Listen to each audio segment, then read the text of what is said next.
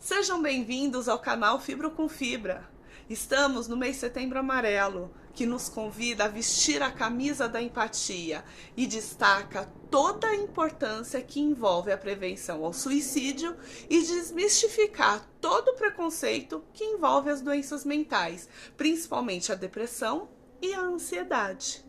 E relacionar esse tema com a fibromialgia mostra toda a força de uma campanha que ilumina a necessidade de um olhar mais atento ao reconhecer a dor, mesmo ela sendo invisível, de que ela dói de verdade.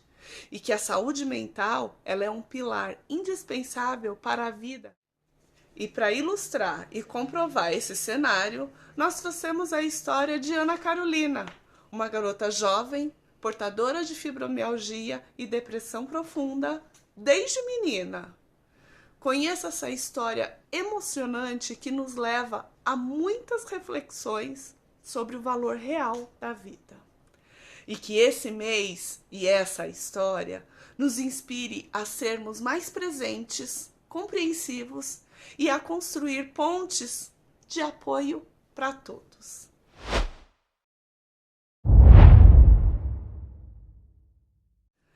A Ana Carolina tem 25 anos, casada há 3 anos, mora na cidade de Marília, que é no interior de São Paulo, e é portadora de fibromialgia e depressão desde 2020. E para começarmos, Ana, você poderia nos contar como foi o seu diagnóstico de fibromialgia? Como foi o processo para que você pudesse entender o que estava acontecendo com o seu corpo? Desde criança, eu sempre tive dores, assim, que não eram dores muito intensas, mas eram dores constantes, né? Tanto que uma vez o médico, ele falou, olha, essa dor que ela tem é uma dor da alma, porque os exames dela tá tudo correto. Eu fiquei pequenininha mesmo. E alguns outros falavam que era dor de crescimento, dor de ficar mocinha e tudo. Eu sentia muito cansaço também, mas nada que atrapalhasse assim a minha vida no geral. Assim, a minha adolescência foi, em questão de dores, foi muito tranquila.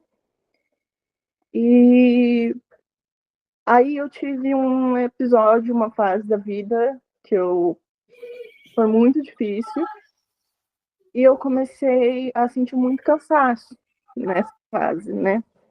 Era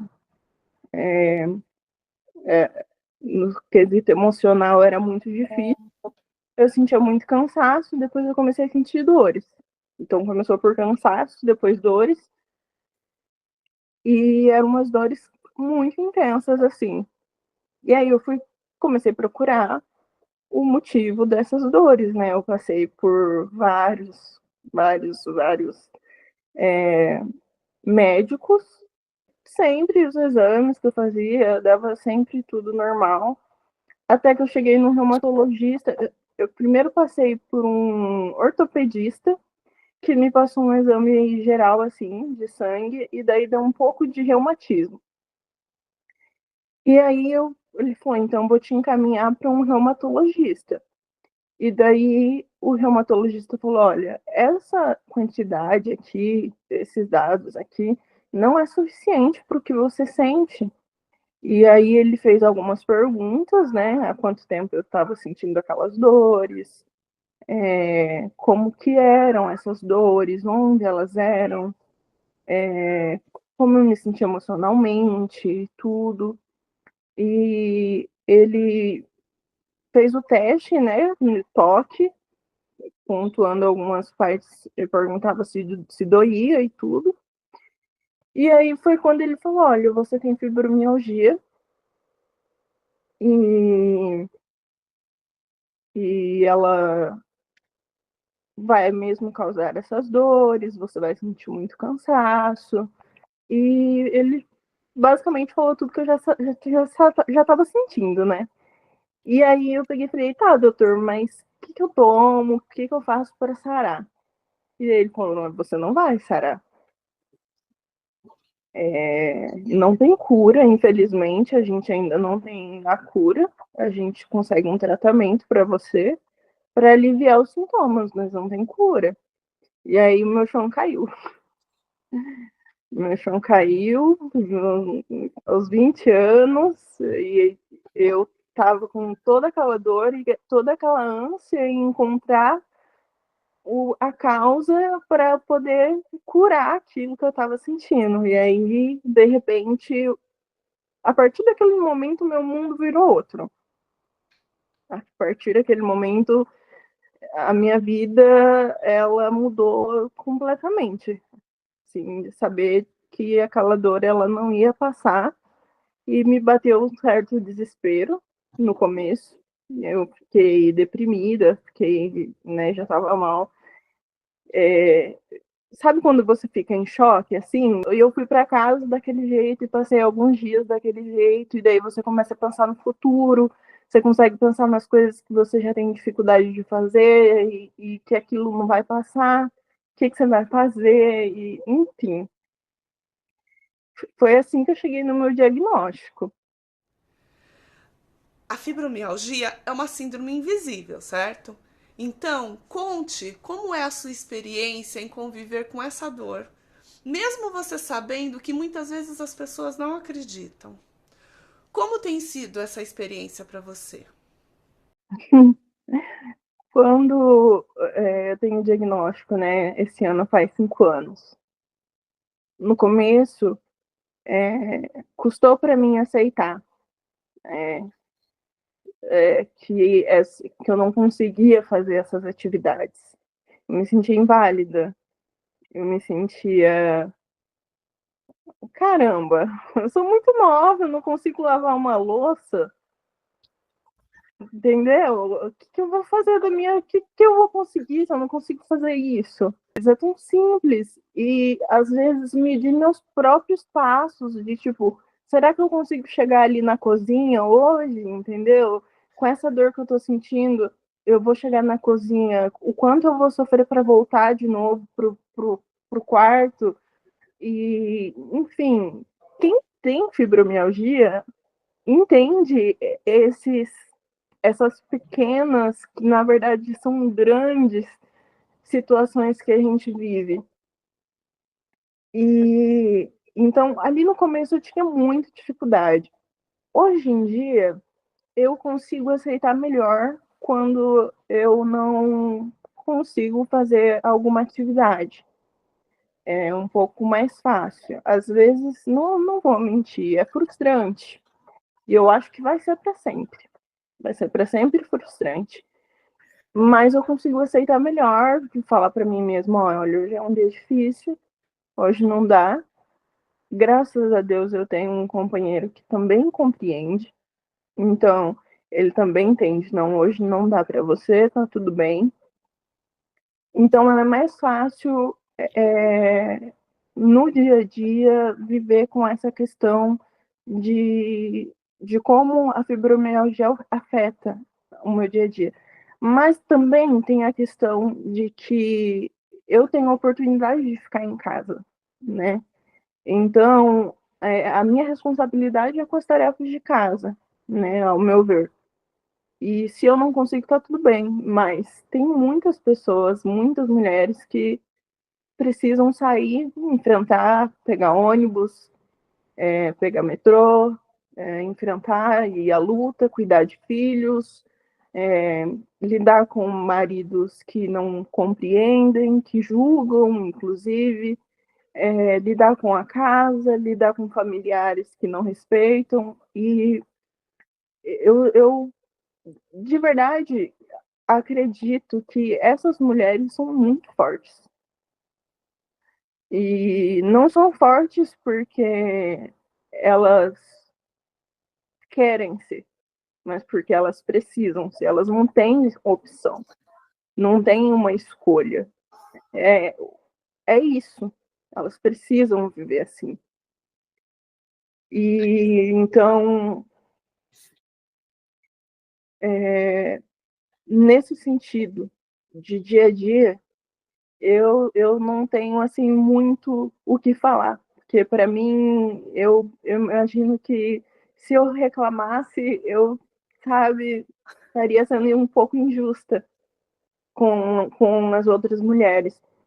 E homens também, né? Que tem homens que enfrentam isso e precisam trabalhar, buscar o sustento da família e tudo mais. Mas é isso que eu penso a esse respeito. Você acredita que recebe algum tipo de acolhimento do seu círculo de convivência, como outros familiares, amigos, vizinhos, etc? Eles acreditam no que você passa? Olha, eu tive acolhimento na minha família, tive acolhimento nas pessoas que são realmente íntimas, mas eu tive um emprego numa época, no começo da fibromialgia, e que eu trabalhava sentada, né, no escritório, e eu de vez em quando levantava, dava uma esticada, sentava de novo, levantava, dava uma esticada, e às vezes é, é difícil não transparecer dor. A gente tenta, no máximo, não transparecer dor, porque as pessoas não têm nada a ver com isso, né? Então a gente tenta não transparecer. Mas às vezes é difícil, porque a dor é intensa.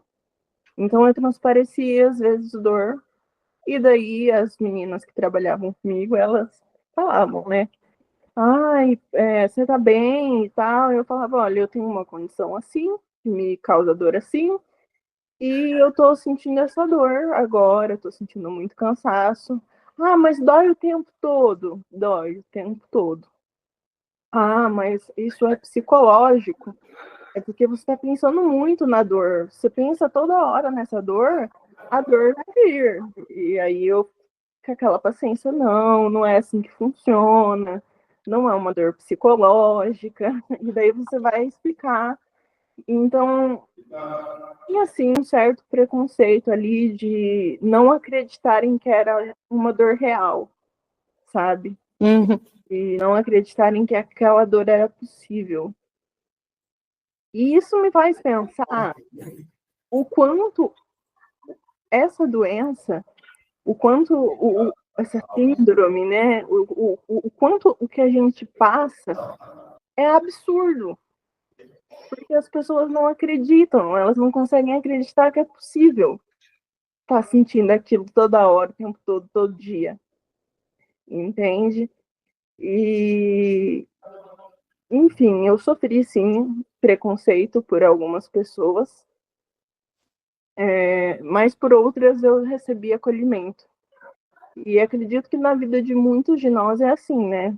Tem pessoas e pessoas no nosso caminho. Você acredita que foi mais acolhida do que colocada em dúvida? Ou foi o contrário? Graças a Deus eu fui mais acolhida. Em relação aos vários sintomas da fibromialgia que normalmente nós temos, quais são os sintomas que mais te afetam?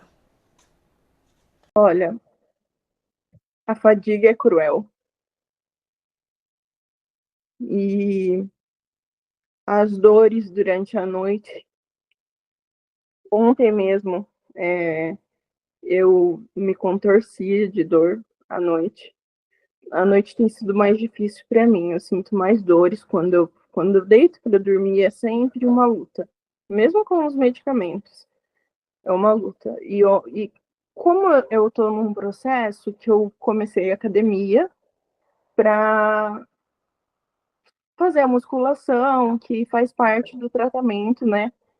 E eu sei que os primeiros, acho que 3 meses, é muito difícil. É muito Uhum. que eu vou sentir dores impossíveis, assim. E eu tô passando por isso, né?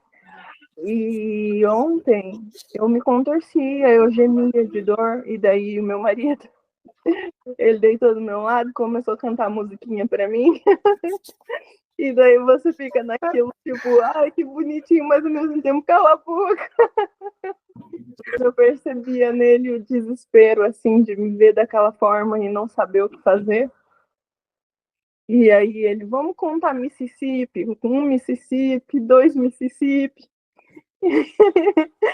E, enfim, até que eu fui diminuindo gemidos de dor e dormir. E aí você acorda à noite e aí é aquela luta novamente para conseguir dormir de novo. E aí você fica nisso e eu levanto muito para fazer xixi à noite. Então, cada vez que eu levanto, é aquela dificuldade de novo. Ainda aí eu vou pro banheiro correndo, assim, para não perder aquele sono e tentar apagar rápido de novo. Porque senão é a noite toda nesse.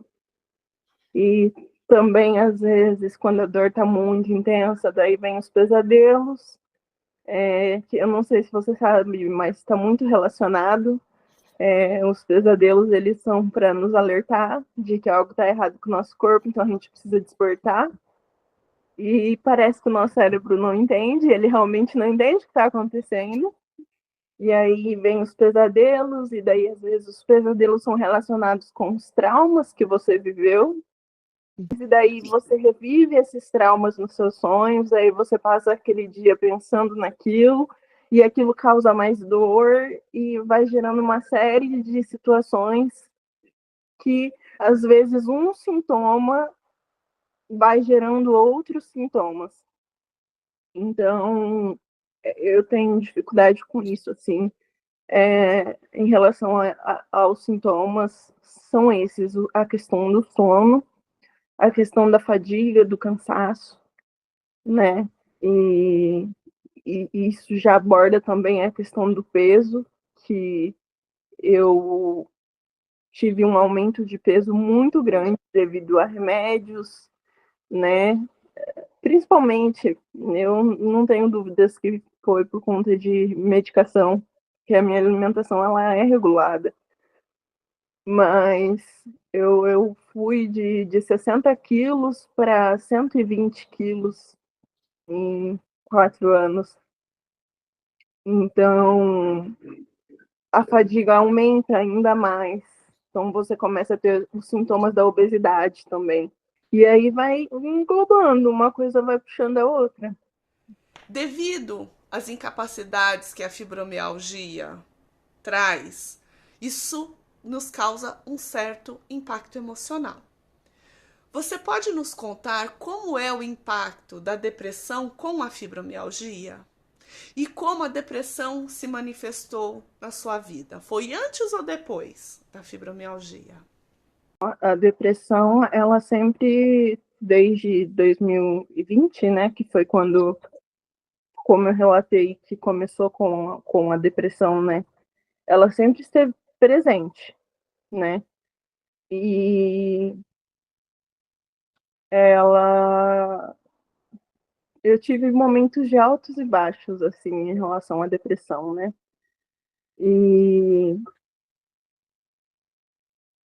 com a fibromialgia, se torna ainda mais difícil, porque aí você não está bem fisicamente, você não está bem emocionalmente, e tudo fica muito mais difícil. Você passa a não ver a beleza na vida, você passa a não querer existir. E é onde eu passei a lutar assim mais para viver mesmo, sabe? Onde a minha luta passou a ser não contra o mundo, não contra as dificuldades da vida, mas contra mim mesma, contra o meu próprio corpo. A depressão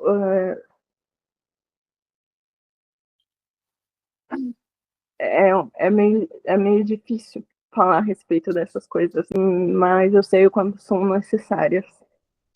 E em 2022, eu, por conta das dores e a depressão, eu, eu decidi tentar acabar com a vida, né? E numa manhã eu levantei e decidi que não dava mais. Sabe quando você abre os olhos e você já sente ali todo o peso? Quem tem depressão sabe o quanto que é difícil lidar com qualquer coisa na vida. Tudo fica muito difícil no sentido de querer existir mesmo. Não encontro esperanças, eu eu tinha todo o apoio, mas era uma coisa comigo. Tava ali, tava em mim, eu tava sentindo. E naquele dia eu decidi que eu não aguentava mais, sentia aquela dor. E no dia anterior eu tinha tido uma crise. E no mês anterior, eu passei todo um mês pedindo ajuda, na verdade. Eu estava sempre ali no UPA, né? E eu falava para os médicos, olha, eu tenho medo porque eu penso o tempo todo em morte. Eu penso o tempo todo em suicídio. E eu não quero fazer isso, mas eu penso o tempo todo. E por algum motivo, eu acho que às vezes as pessoas não vão a sério que você vai chegar num ponto tão profundo assim. Você realmente vai tentar suicídio, você realmente vai tentar acabar com a própria vida. Às vezes as pessoas acham que você está exagerando. E naquele dia eu tentei suicídio, eu, eu não sei como que eu posso falar sobre isso aqui, porque eu não quero ser incentivo para ninguém, entende? Muito pelo contrário, eu quero dizer que eu tô grata por estar viva. Mas eu tomei os remédios e fiquei esperando acontecer. Enfim, aconteceram muitas coisas nesse dia e até que fizeram a lavagem. No outro dia eu acordei e eu percebi que eu estava viva e eu tive que ter uma rotina normal, fazer as coisas normalmente. E aí você se depara que, tipo, é muito estranho o pós quando você tenta suicídio. É muito estranho o pós quando você percebe que você tá vivo lavando a louça. Tipo, fazendo uma coisa tão comum, sendo que não era para você estar ali. Entende? É estranho. No momento que a depressão tá batendo ali, crucificando-te mais fundo no subsolo do poço, você não consegue. Não existe uma vida depois daquilo, de que em algum momento você vai melhorar aquela dor, aquela intensidade vai diminuir e a vida pode ser. Mas existe. E eu decidi que eu nunca mais faria. Decidi que nunca mais faria esse vídeo. E a depressão continuou. A fibromialgia, ela não deixa que a depressão se cure. E vice-versa, nos dias assim de muita depressão, eu tinha passado um mês de cama, sem conseguir me movimentar. E eu fui pro chuveiro e eu sentei ali no chuveiro, fiquei por 1, 2 horas, não sei quanto tempo.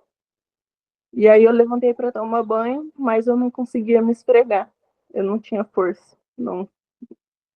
E aí eu peguei a toalha e me enrolei, porque eu não conseguia me enxugar também. E caí na cama. E aí eu só chorava, sentia dor, fraqueza. Era uma dor muito intensa, uma angústia muito grande. E aconteceu de que eu estava ali de frente com a caixinha de medicamento. E no impulso, eu peguei essa caixinha e eu fui tirando, só que eu não enxergava. Eu só fui no sentido ali de ir tirando os comprimidos, mas eu não enxergava. Eu não estava vendo nada. Eu tremia o corpo todo. As minhas pernas estavam bambas, porque eu não tinha força. E quando eu fui para pôr na boca, o Marco chegou, meu marido, e ele bateu na minha mão, os remédios foi tudo pro chão, espalhou tudo. E eu caí no chão. E daí ele tentou me jogar na cama, e daí eu fiquei ali na cama chorando e sem força. Eu sentia muita fraqueza. Eu sei que eu tô repetindo isso, mas é que eu sentia muita fraqueza, parecia que eu tava morta. E ele desesperou. Ele de um lado pro outro, meu Deus, que sabe? Ele nunca tinha visto aquilo. Alguém tentar, sabe? Só que eu também não estava vendo ele. Eu não estava vendo nada, porque como eu disse antes, você não vê nada. Na primeira vez que eu tentei suicídio, eu eu planejei, né? Eu já vinha ali com o pensamento há muito tempo. Então eu já tinha ali, tipo, se eu for fazer, eu vou fazer assim, entendeu? Nessa vez, eu não tinha pensado, não estava com pensamentos de morte antes. Eu não tinha planejado falar, eu vou fazer isso. Só aconteceu no impulso de tudo aquilo que eu estava sentindo, no misto das dores e da depressão.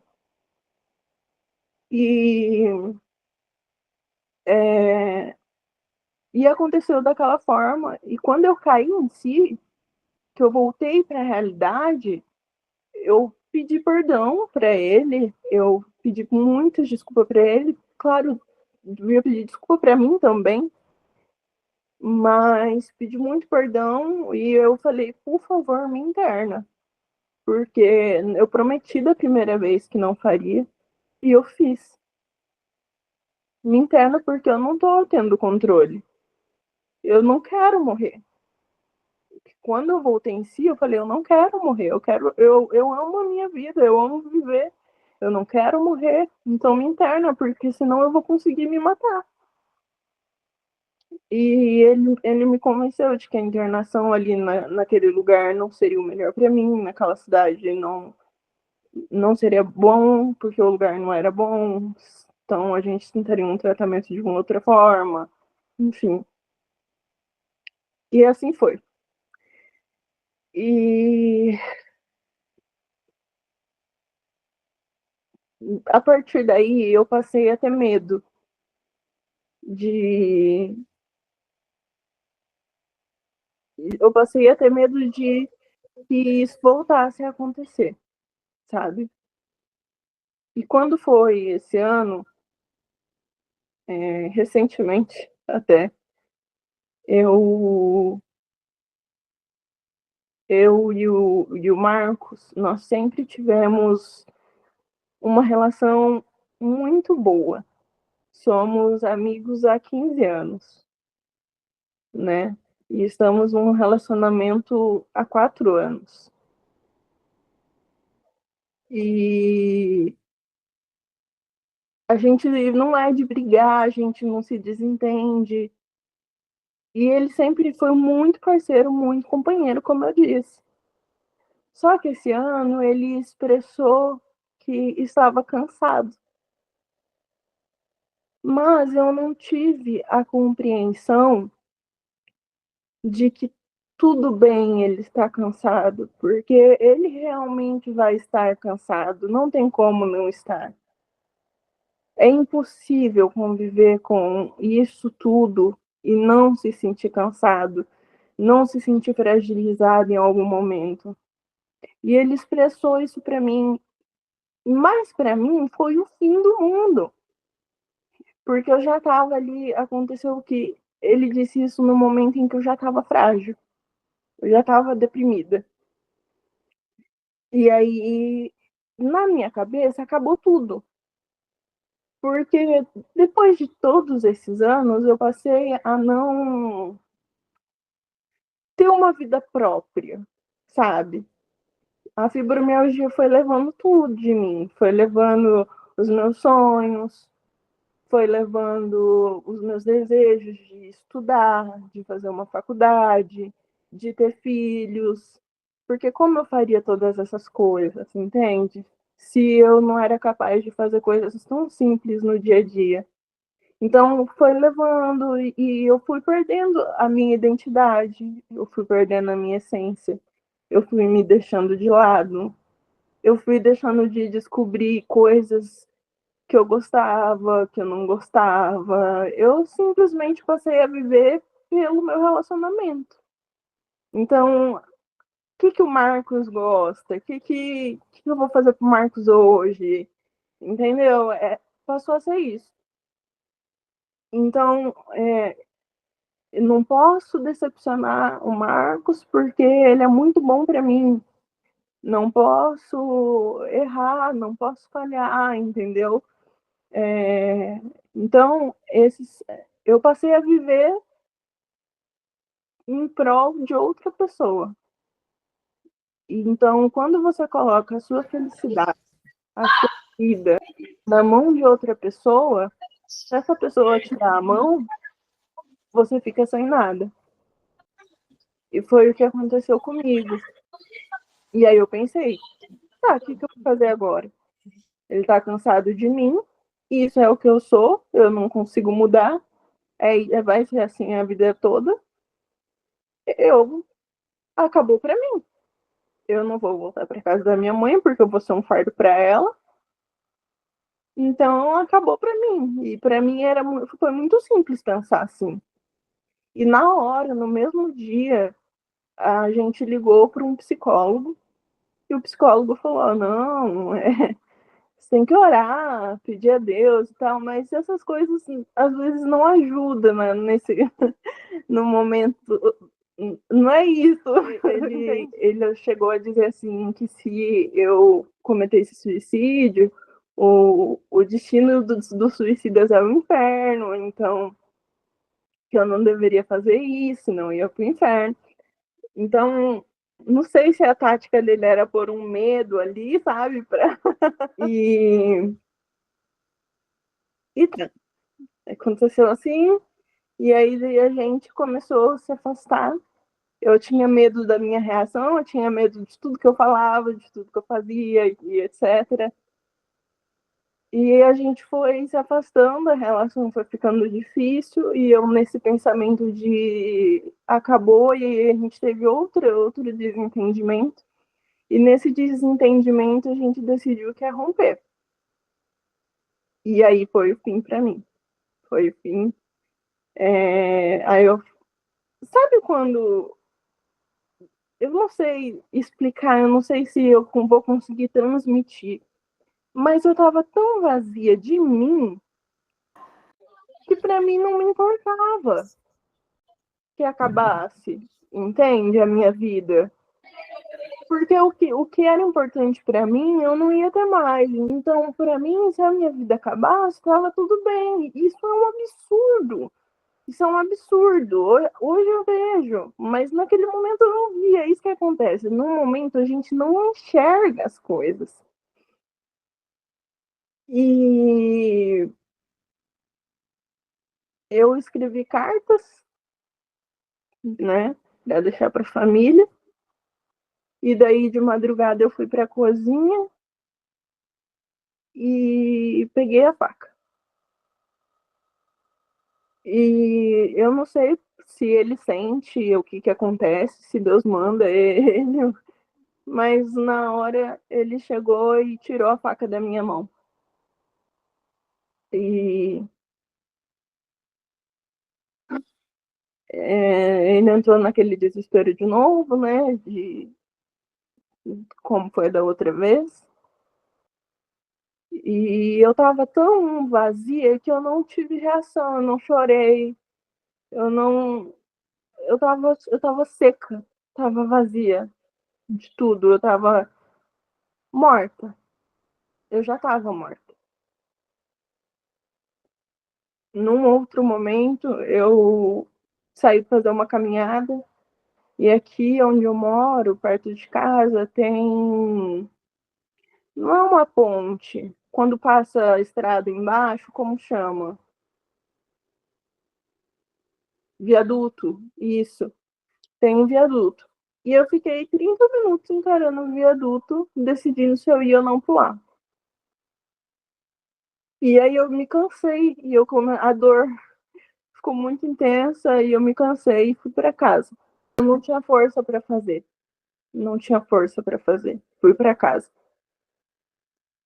E, e aí eu contei para o Marcos essa situação, mas ainda as coisas estavam difíceis. Ele falou: não vai embora ainda, fica aqui até a gente se ajustar e tudo. E teve um dia que ele estava fazendo home office e ele estava na sala e tinha um colchão, ele estava no sofá e tinha um colchão no chão e eu deitei naquele colchão.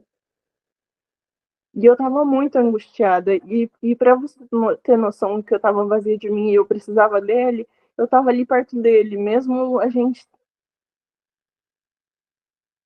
E eu senti uma angústia tão grande, tão grande, tão grande, uma dor tão grande no peito, que eu realmente, para mim, eu tava morta. E eu olhei pro Marcos, eu falei: ele não pode fazer nada. Ele não tem o que fazer, ele não tem nada, ele não consegue me ajudar. Eu olhei para ele e falei: eu quero um médico. Eu já não tinha nem força para falar de tão mal que eu tava. Eu falei: eu quero um médico agora. E aí a gente ligou no CAPS. Daí eles falaram: olha, vem para cá que a gente vai conversar com você. E aí eu fui e eu relatei, né? Eles fizeram várias perguntas, contei tudo. E daí eles me encaminharam para o hospital. Eles falaram: lá tem um, uma psiquiatra 24 horas e você vai ser atendida. E daí aí fui direto, aí eu fui atendida. E daí eles falaram: olha, para você vai ser melhor a internação. A gente decidiu, né, diante de toda essa situação, que você precisa da internação. E aí, no mesmo dia, eu tomei medicamento e daí eu já fiquei lá. E já me levaram para a ala psiquiátrica e pegaram as minhas coisas, fizeram todo o processo, né? E eu fiquei por lá. Deu 2 dias e eu não. Aquele lugar não era para mim. Tem gente de todo tipo, né? Por exemplo, tinha uma mulher com esquizofrenia que ela gritava o dia todo. E eu fiquei no quarto dela. Ela gritava muito. Ela não tinha culpa, tadinha. Mas ela gritava o dia todo. E tinham muitas crianças, né? Então, tinha. Eles brigavam, eles gritavam, era uma correria pelo corredor, era muita bagunça. E daí tinha uma menina que ela tentou fazer amizade comigo, que a conversa dela era meio torta, tipo, perigosa, entende? Então, e você não tem o que fazer, porque, por exemplo, se eles te dão desenho para você colorir, né? Você fica ali 30 minutos colorindo, e daí eles recolhem o lápis, porque o lápis é prejudicial, né? Você pode se matar com lápis. O que mais? Não, eles não tinham o que fazer, você não tinha o que fazer. Então, eu ficava deitada na cama, só ouvindo aqueles gritos e querendo a minha casa. E eu falei pro Marcos: traz a minha coberta, enche ela de cheirinho. Eu sou dessas de cheirinho, né? E eu não sei se você lembra que eu tenho toque. E aí foi muito difícil para mim essa situação. E eu falei, enche a minha coberta de cheirinho. Então eu abraçava a minha coberta porque era o que me fazia me sentir em casa. E foi ficando difícil ficar lá, sabe? Só que, por outro lado, eu tinha pessoas ali que estavam cuidando de mim. Eles trocaram toda a minha medicação. Então, eu pensei, eu falei, eu vou ficar aqui, né? Na minha ideia, eu falei, eu vou ficar aqui um pouquinho. É, eles vão ver que eu tô mais calma, né? Que os meus pensamentos mudaram. E eu vou para casa. Mas não, tem todo um tratamento. Você tem que esperar o remédio que você está tomando sair, o outro começar a fazer efeito, passar os efeitos colaterais. Tinha uma que ela estava lá há 2 meses. Então eu falei assim, eu não vou ficar perdendo tempo aqui, porque isso não vai ser a solução para mim. Então eu falei, e eu já não estava com aquele pensamento de quero morrer, porque aquilo, o lugar parece que foi tipo um choque, sabe? E aí, e lá, tipo, você não via a luz do dia, porque a janela era tudo fechada. Então você não via a luz do dia, você não sabia que hora que era dia, que hora que era noite, era horrível. Você tinha hora para tomar banho, hora para. É muito difícil. Eu entendo que tem pessoas que necessitam realmente disso e que não tem escapatória. É isso, entende? Mas eu acredito que no meu caso eu poderia ainda tentar outra forma, né? E aí eu falei assim pro Marcos, eu falei, tenta, pede a alta pedida, né? Que daí a pessoa que é responsável por você te dá alta, né?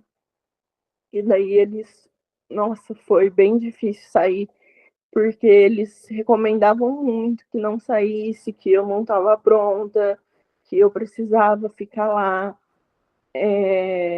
que eu estava saindo contra a vontade deles e tudo. Só que daí eu falei, olha, a minha intenção é sair daqui, começar uma academia, fazer o tratamento no CAPS, continuar acompanhando com o psiquiatra, fazendo terapia. E na minha casa, eu vou ter meu crochê, eu vou ter meus desenhos para mim colorir, eu vou ter a minha gata, eu vou ter a minha cama, o meu conforto, as minhas coisas. Eu vou estar num ambiente onde eu acredito que eu possa me curar melhor. E nisso, eu e o Marcos, a gente já tava, tipo assim, só amor. A tribulação, a dificuldade, toda aquela dor, toda aquela angústia, todo aquele sofrimento uniu a gente. Fez ele perceber que não era algo que era eu, entende? Tipo, é uma doença, são doenças. Não é pela nossa vontade. Então, desde que eu saí, tem sido assim. A gente tem feito todos esses tratamentos. É, a única coisa que eu não estou fazendo no momento é a terapia, mas a gente já vai providenciar isso. Mas todas as outras coisas eu estou fazendo. Tem dias e dias. Eu ainda sinto, nos primeiros dias, eu me sentia deprimida. Eu até falei pro Marcos, eu falei, eu acho que eu não deveria ter saído. Porque o que eu tô sentindo, eu ainda tô sentindo muita dor, eu ainda tô sentindo muita angústia. Tô sentindo uma dor no peito, às vezes eu me sinto morta, às vezes eu fico minutos e minutos assim, olhando pro nada, sabe? E fujo de mim. Às vezes eu não consigo assistir um filme até o final, porque me cansa, minha cabeça sobrecarrega. Eu não consigo mexer no celular igual antes, ficar olhando, porque me sobrecarrega, me enche. Então, é difícil ainda.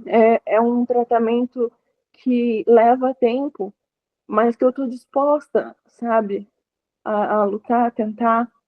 E eu passei a pensar mais em mim.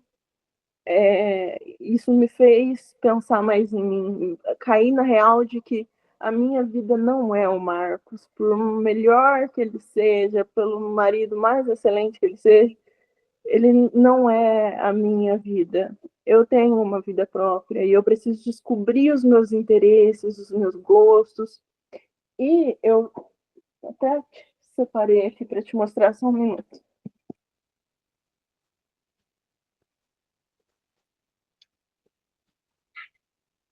É uma coisa que eu recomendo muito para gente que tem fibromialgia. Eu passei a anotar tudo do meu dia. Tudo.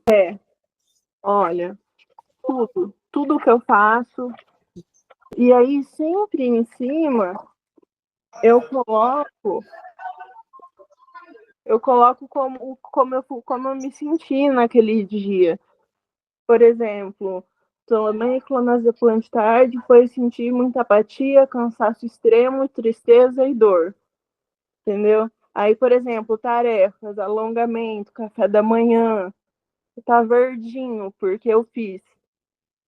Academia, não fui nesse dia, então tá amarelinho.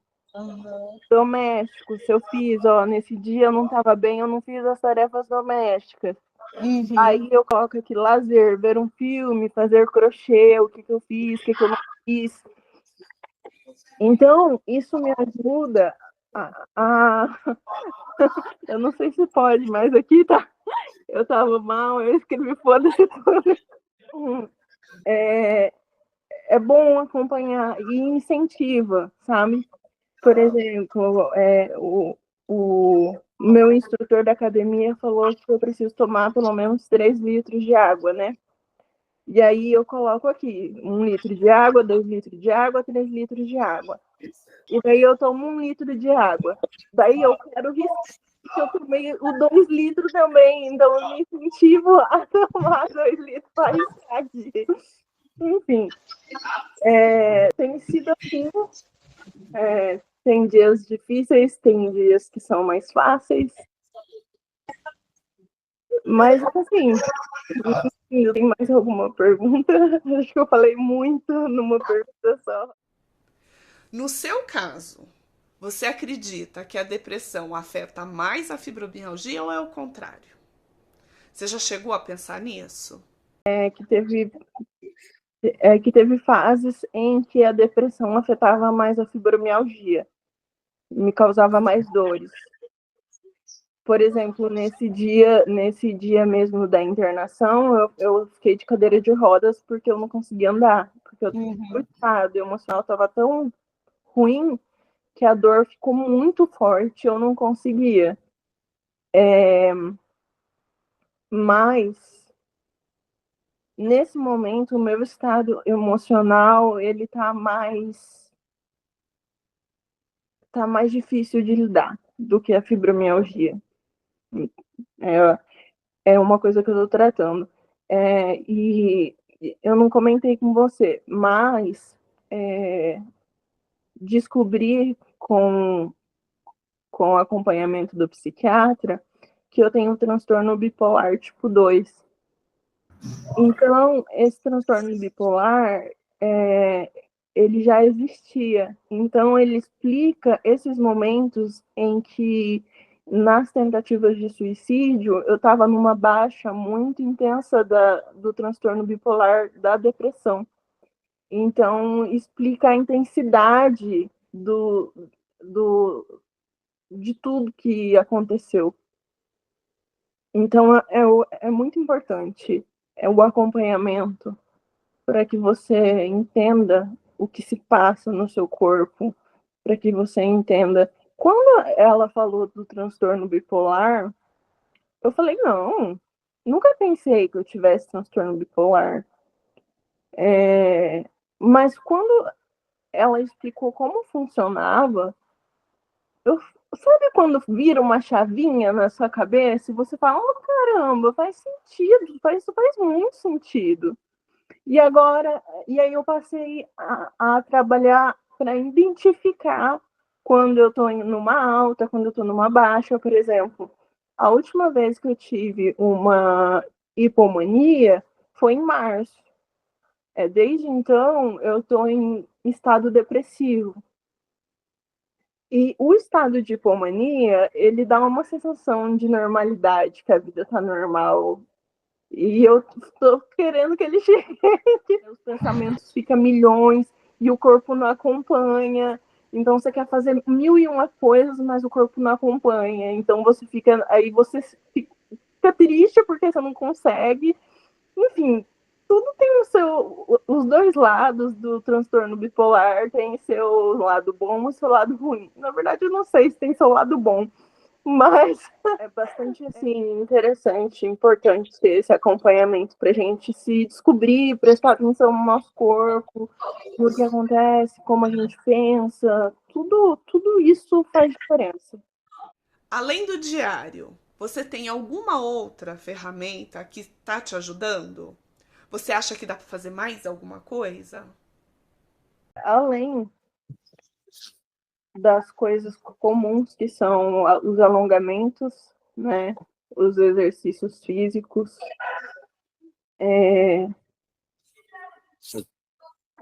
eu acho que essas ferramentas bases, elas são o essencial, na verdade.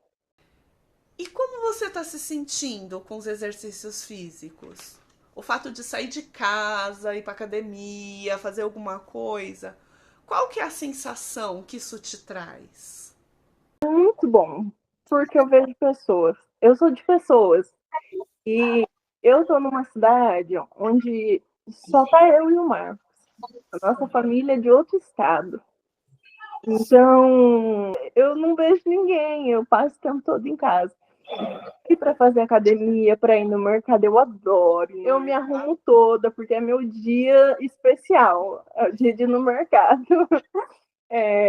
Então, agora a gente está tentando sair mais, eu vou dar um passeio no shopping.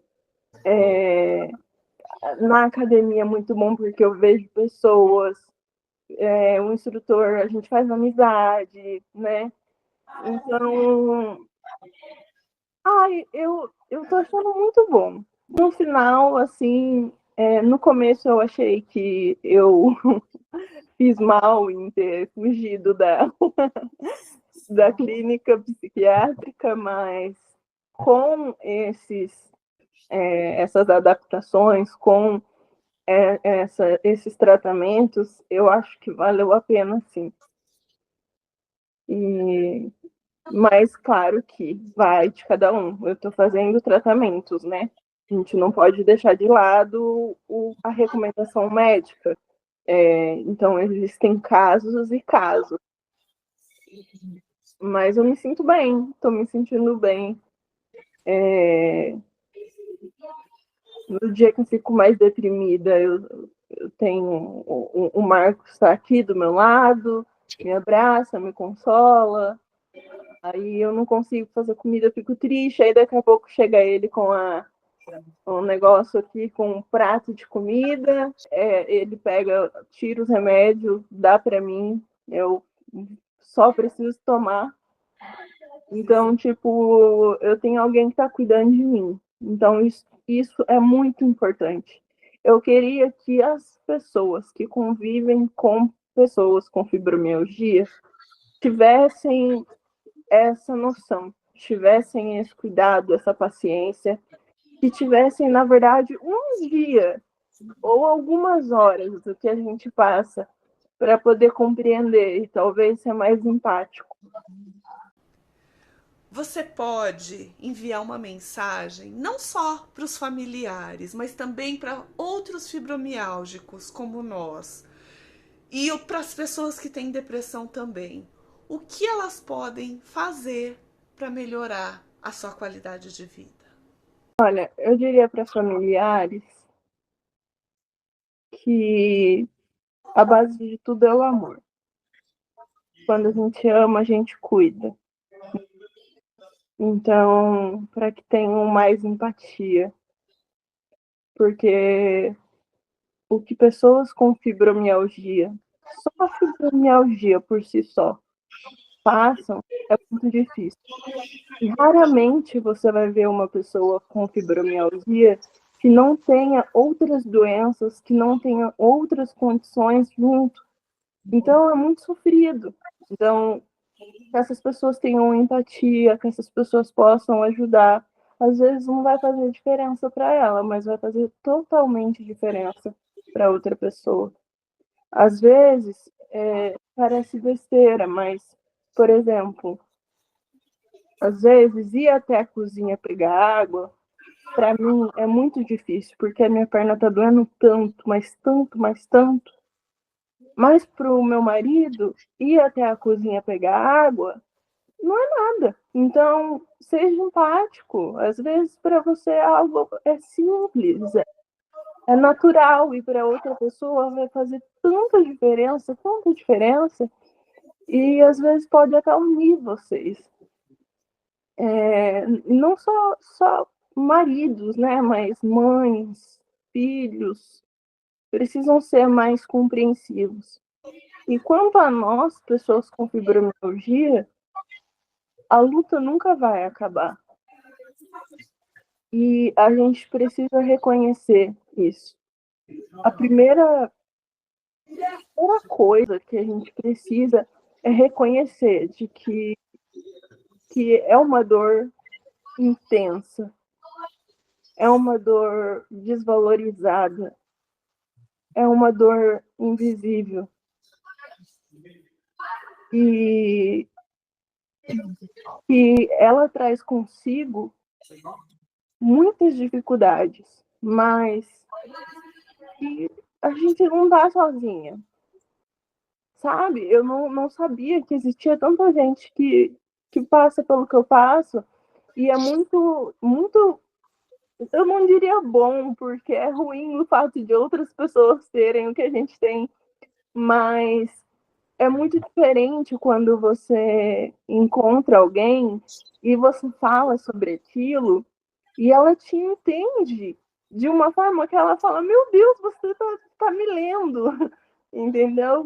Então é interessante, a gente cria essa conexão, e eu digo para que não desistam da vida, porque no fim a vida pode ser bela. E esse fim do ano, eu e o Marcos, nós moramos juntos, mas nós não somos casados, e a gente decidiu que vamos casar. E eu não teria isso se eu tivesse morto. Então, vivo, porque a gente não sabe o que nos espera. A gente não sabe o que vem depois. E pode chegar um momento em que a dor não vai ser nada. Pode chegar um momento em que vai chegar um filho na nossa vida, e esse filho vai se tornar uma bênção tão grande que as nossas dores vão se tornar pequenas perto da nossa felicidade. Pode chegar momentos da vida que a gente vai viver, vai respirar. Às vezes, um simples dia, a gente vai olhar para o céu e vai ver o quão lindo ele está, e a gente vai pensar: que bom viver. E essas pequenas coisas que a gente passa a valorizar, porque eu já tive dias de não conseguir abrir a tampa do shampoo. E de ter outros dias em que eu abri a tampa do shampoo e falei: Meu Deus, muito obrigada, porque eu tô abrindo essa tampa do shampoo. Em que a gente vai conseguir, vai ter dias que não vai conseguir. E então, eu acho que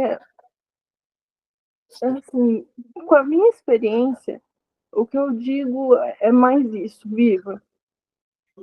E eu sei que muitas de nós já pensou na morte, porque com a morte acaba tudo. Olha, eu quero contar uma coisa, rapidinho, que esses dias eu tive um ataque de pânico. Porque eu estava pensando que se eu morresse, eu descansaria, as dores acabariam. E daí eu pensei que realmente o inferno, se o inferno existir, e a Bíblia diz que no inferno vai ter ranger de dentes, e eu já ranjo os dentes e dói. Então vai continuar? Eu falei, não vai acabar nunca. E eu comecei a chorar e eu tive um ataque de pânico de verdade. Mas, enfim, são situações da vida que a gente chora no momento, a gente ri depois. Eu digo isso, eu digo viva o hoje e tenta só viver o hoje. Isso, tenta só viver o hoje. Não que você não precise pensar no seu futuro, no seu amanhã, mas viva o hoje. Tenta ficar viva mais um dia. Eu penso assim. E a gente vai vivendo, vai descobrindo coisas novas, vai tentando ser feliz. E eu desejo que vocês vivam bem, que apesar de tudo sejam felizes, que encontrem a real felicidade em cada pequena situação da vida. E eu não sei se eu já falei muito, mas eu vi um episódio em que tem um discípulo de Jesus que ele é manco. E ele vê Jesus curando todas as pessoas, mas ele não é curado. E ele questiona Jesus, por que ele nunca fez, por que ele nunca curou? Ele que está ali, está servindo, está batalhando ao lado de Jesus, nunca foi curado. Por quê? E eu me senti, parecia que eu me senti como aquele discípulo. E Jesus respondeu que todas as pessoas, elas poderiam levantar, louvar e cantar porque foram curadas, porque elas vivem por Jesus, porque Jesus fez por elas. Elas passaram a servir Jesus porque foram curadas, eram cegas e agora enxergam, eram mudas e agora falam. Mas aquele discípulo, ele servia Jesus puramente, de todo o coração, simplesmente porque amava Jesus, não porque recebeu algo dele. E que quando chegasse o grande dia lá no céu, poucas pessoas poderiam dizer que serviu a Deus, acreditou em Jesus, mesmo com todas as dores, mesmo com todos os sofrimentos dessa vida. Então, não importa o que você acredita, se você acredita em Jesus, se você acredita em Deus, não importa no que você acredita. Eu quero dizer que a vida, ela é o que vale a pena.